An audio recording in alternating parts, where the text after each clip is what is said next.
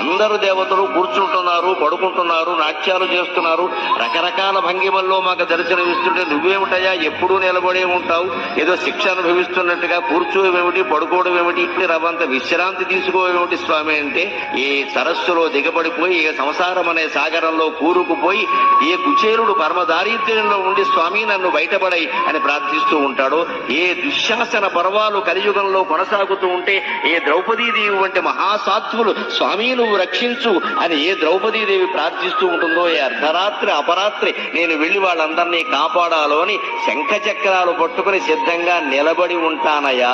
పడుకుంటే లేచి బయలుదేరడం కష్టం కదా, ఎవరికైనా దేవుడికైనా.